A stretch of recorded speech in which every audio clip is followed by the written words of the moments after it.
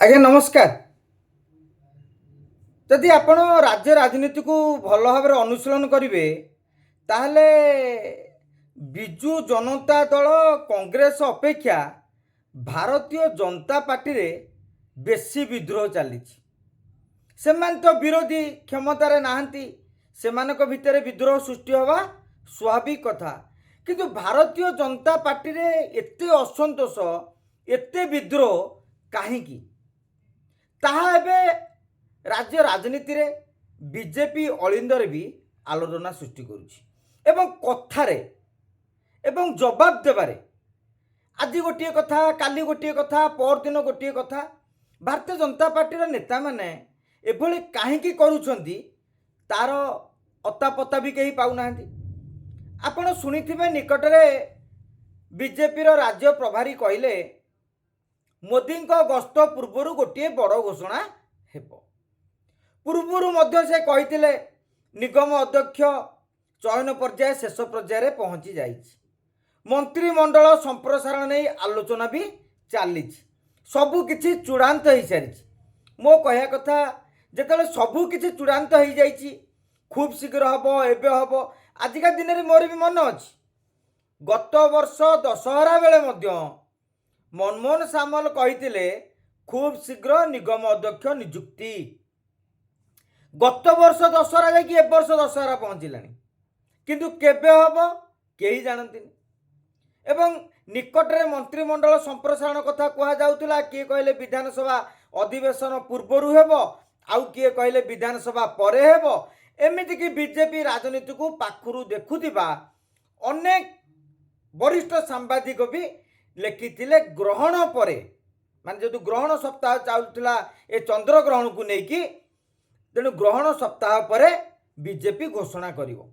କିନ୍ତୁ ଆଜି ମନମୋହନ ସାମଲ ସମ୍ବଲପୁରରେ କହିଲେ କ'ଣ, ଯେ ନିଗମ ଅଧ୍ୟକ୍ଷ ଘୋଷଣା କରାଯିବ, କିନ୍ତୁ ମନ୍ତ୍ରିମଣ୍ଡଳ ସମ୍ପ୍ରସାରଣ ଏବେ ହେବନି। ଯଦି ପ୍ରକୃତ କଥା କହିବା ତାହେଲେ ଭାରତୀୟ ଜନତା ପାର୍ଟିର କାର୍ଯ୍ୟକର୍ତ୍ତା ଆଉ ନେତାମାନେ ଆମ ଉପରେ ରାଗି ପାରନ୍ତି ଯେ ତୁମେ ବହୁତ ଜାଣିଛ। ଆପଣ ଦେଖୁଥିବେ ଟ୍ରୋଲ ମାନେ ଆଜିକାଲି ଯାହା କରୁଛନ୍ତି। କିନ୍ତୁ ମୋ ମନରେ ଭିତରେ ଥିବା କେତେକ ପ୍ରଶ୍ନ, 22 ମନ୍ତ୍ରୀ ରହିବା ଜାଗାରେ 16 ମନ୍ତ୍ରୀ ଆଜି ଯାଏଁ ଅଛନ୍ତି। ଭାରତୀୟ ଜନତା ପାର୍ଟିରେ 78 ବିଜେପି ଏମଏଲ, 3 ସ୍ୱାଧୀନ ଏମଏଲ ବି ଅଛନ୍ତି। ସଂଖ୍ୟା ହେଉଛି 81। ସେ ମନ୍ତ୍ରିମଣ୍ଡଳରେ ସାମିଲ ହେଇଛନ୍ତି ମୁଖ୍ୟମନ୍ତ୍ରୀକୁ ମିଶାଇ 16 ଏବଂ ବାକି ଯେତିକି ରହିଲେ 65 ଜଣ। ଏ 65 ଜଣ ଆଗ୍ରହୀ ନାହାନ୍ତି ମନ୍ତ୍ରୀ ହେବା ପାଇଁ। ସେମାନଙ୍କ ମନ ଭିତରେ କ୍ଷୋଭ ହେଉନି, ମନ୍ତ୍ରିମଣ୍ଡଳ କାହିଁକି ହେଇପାରୁନି। 6 ଜଣ ମନ୍ତ୍ରୀ ହେଇପାରିବେ। ଜଣେ ଜଣେ ମନ୍ତ୍ରୀଙ୍କ ପାଖରେ 4-5 ବିଭାଗ ଦିଆଯାଉଛି। ସେ ମନ୍ତ୍ରୀମାନେ ଯେତେବେଳେ 4-5 ବିଭାଗ ପାଉଛନ୍ତି, ଆଜ୍ଞା କାମ କରିବାରେ ସମସ୍ୟା ହେବ ନା ହେବନି? ପ୍ରତିଦିନ ତ ଫାଇଲ ଚାଷରେ ମନ୍ତ୍ରୀମାନଙ୍କର ସମୟ ଯିବ। ସେମାନେ ଫିଲ୍ଡ ଭିଜିଟ୍ କେତେବେଳେ କରିବେ? ଯଦି ଆପଣ କ୍ଷେତ୍ର ପରିଦର୍ଶନ ନ କରିବେ, ଲୋକଙ୍କର କଥା କେମିତି ଜାଣିବେ? ସେଠି ଅଫିସର ମାନଙ୍କର କାର୍ଯ୍ୟଶୈଳୀକୁ ଆପଣ ପରଖିବେ କେମିତି? ଏମିତି ଅନେକ କଥା ମନ ଭିତରେ ଉଙ୍କି ମାରିବା ସ୍ୱାଭାବିକ।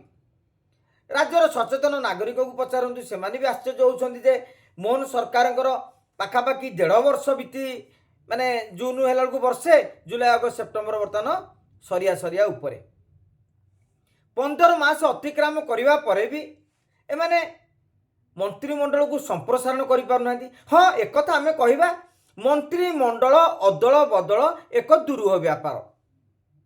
କେଉଁ ମନ୍ତ୍ରୀଙ୍କୁ ଡ୍ରପ୍ କରିବେ, କେଉଁ ମନ୍ତ୍ରୀଙ୍କୁ ନେବେ, ସେକୁ ନେଇକି ଗୋଟେ ଦଳ ଭିତରେ ଗୋଟେ ଟଣା ଓଟରା ଭିଡ଼ା ଟଣା ଚାଲେ। ତେଣୁ ତାହା କରିବା ଏକ ଦୁରୂହ ବ୍ୟାପାର ହେଇଥାଏ। କାହିଁକି ନା କାହାକୁ ଡ୍ରପ୍ କରିଦେଲେ ସିଏ ରାଗିଯିବେ, କାହାକୁ ଯଦି ଅନ୍ୟ ମନ୍ତ୍ରିମଣ୍ଡଳ ମାନେ ଭଲ ମାନେ ଇଏ ନ ମିଳିଲା, ବିଭାଗ ନ ମିଳିଲା, ସେ ମଧ୍ୟ ରାଗିଯିବେ। କିନ୍ତୁ ଏଠି ତ ସେମିତି କିଛି ନାହିଁ। 16 ମନ୍ତ୍ରୀ ଅଛନ୍ତି ମୁଖ୍ୟମନ୍ତ୍ରୀକୁ ମିଶାଇ, ଆଉ 6 ଜଣ କେବଳ ଆଡ୍ ହେବେ। ଯଦି ବିଦ୍ରୋହ ହେବାକୁ ଚାହୁଁଛନ୍ତି ସେ 16କୁ ନ ବଦଳାନ୍ତୁ, କିନ୍ତୁ 6 ଜଣ ବିଧାୟକ ଆପଣ ପାଉନାହାନ୍ତି ମନ୍ତ୍ରୀ କରିବା ପାଇଁ। ତା ମାନେ ଆଇଦର ଯେଉଁ 65 ବିଧାୟକ ଅଛନ୍ତି ସମସ୍ତେ ଯୋଗ୍ୟ, ନଚେତ୍ ସମସ୍ତେ ଅଯୋଗ୍ୟ। ଏ ଦୁଇଟି କଥାରୁ ଗୋଟିଏ ତ ଠିକ୍ 65 ଜଣ ଅଯୋଗ୍ୟ ବୋଲି ଆମେ ତାଙ୍କୁ ମନ୍ତ୍ରୀ କରିପାରୁନାହୁଁ ନା 65 ଜଣ ମନ୍ତ୍ରୀ ହେବା ପାଇଁ ଯୋଗ୍ୟ ବୋଲି ଆମେ ବାଛି ପାରୁନାହୁଁ। ଆଜି ଯେତେବେଳେ ଆମେ ମନ୍ତ୍ରିମଣ୍ଡଳରେ ବାଛି ପାରୁନାହିଁ କାଳେ ବିଦ୍ରୋହ ହେବ ବୋଲି, ତାହେଲେ ଆଗାମୀ ଦିନରେ ଭାରତୀୟ ଜନତା ପାର୍ଟି ଯେତେବେଳେ 2029 ପାଇଁ ଚିନ୍ତା କରୁଛି, ତାହେଲେ ବିଦ୍ରୋହକୁ ଆଜିଠୁ ଡର, ସେତେବେଳେ ତ ଟିକେଟ ବାଣ୍ଟିବନି, ପୁଣି ଶେଷ ପର୍ଯ୍ୟନ୍ତ ଗଡ଼େଇବାକୁ ପଡ଼ିବ। ଆଜ୍ଞା ଟିକେଟ ବଣ୍ଟନ ବି ଗୋଟେ ପ୍ରକ୍ରିୟା ଗୋଟେ ବୁଝେଇ ଦେଉଛି। 2024ରେ ଟିକେଟ ବଣ୍ଟନକୁ ନେଇକି ବିଜେଡି ନବୀନ ବାବୁ, ପାଣ୍ଡିଆନ ବାବୁ, ବବି ବାବୁ ଦୋ 5-5 ହେଲେ ବୋଲି ତାର ପ୍ରଭାବ ବି ଗ୍ରାଉଣ୍ଡ ଲେଭେଲରେ ପଡ଼ିଲା। କନଫ୍ୟୁଜନ ହେଇଗଲେ କର୍ମୀ ମାନେ, କାହା ପାଇଁ ସଂଗଠନ କରିବୁ, କାହା ସାଙ୍ଗରେ ଯିବୁ, ଆଗାମୀ ଦିନରେ କିଏ ଟିକେଟ ପାଇବେ, ଏମିତି ଅନେକ କଥା। ତେଣୁ ଭାରତୀୟ ଜନତା ପାର୍ଟି ସରକାରକୁ ଆସିଛି ଡିସିସିଭ ନିଷ୍ପତ୍ତି ନେବାର କ୍ଷମତା ରଖୁ। 6 ଜଣ ମନ୍ତ୍ରୀ ଆମେ ବାଛି ପାରୁନେ, ତାହେଲେ ଯୋଜନାର କାର୍ଯ୍ୟାନ୍ୱୟନଠୁ ଧରିକି ସବୁ ଜିନିଷକୁ ଦେଖିଲେ ତା କିଭଳି ସଫଳ ହେଉଥିବ ବୋଲି ଅନୁମାନ କରାଯାଉଛି। ତାପରେ କ'ଣଟା ଅସୁବିଧା ହେଉଛି ଏ ନେଇକି ବୈଠକ ନ ବସୁଥାନ୍ତା, ତା ମାନେ ଭୁବନେଶ୍ୱରରେ ଘନ ଘନ ବୈଠକ, ଦିଲ୍ଲୀରେ ବି ଘନ ଘନ ବୈଠକ। ଏମିତି ହେଲା ଯେ ଗତ ମାସକ ଭିତରେ ମୁଖ୍ୟମନ୍ତ୍ରୀ ଭୁବନେଶ୍ୱରରେ କମ୍ ରହିଛନ୍ତି, ଦିଲ୍ଲୀରେ ଅଧିକା ରହିଲା ଭଳିଆ ଲାଗିଲା। ଅନେକ ଦିନ ଧରି ସେଠି ବଡ଼ ବଡ଼ ନେତାମାନେ ଯାଇକି ପହଞ୍ଚିଲେ, ସାଂସଦମାନଙ୍କ ସହ ବୈଠକ ହେଲା, ବିଧାୟକ ମନ୍ତ୍ରୀମାନେ ସେଠାକୁ ଗଲେ, ବରିଷ୍ଠ ନେତାମାନଙ୍କୁ ଭେଟିଲେ। ଏତେ ସବୁ ହେବା ପରେ ବି ସରକାର ଯଦି କନଫ୍ୟୁଜନରେ ରହିବେ, ମୁଁ ଭାବୁଛି ଏଇଟା ତ ମୋହନ ମାଝୀଙ୍କ ପାଇଁ ଗୋଟେ ନେଗେଟିଭ ମାର୍କିଂ। କାହିଁକି ନା ଆପଣ ନିଜ ମନ୍ତ୍ରିମଣ୍ଡଳର ଡିସାଇଡ୍ କରିପାରୁନାହାନ୍ତି ମୁଁ କାହାକୁ ନେଲେ ଭଲ ହେବ। ଯଦି 15 ମାସ ଭିତରେ କେଉଁ ମନ୍ତ୍ରୀଙ୍କ କାର୍ଯ୍ୟକ୍ରମକୁ ନେଇକି ମୁଖ୍ୟମନ୍ତ୍ରୀ ଅସନ୍ତୁଷ୍ଟ ଥାଆନ୍ତି, ତାହେଲେ ତାଙ୍କୁ ମଧ୍ୟ ବାଦ ଦେବାରେ କିଛି ଅସୁବିଧା ନାହିଁ, କାରଣ ସମସ୍ତେ ଫାଷ୍ଟ ଟାଇମର।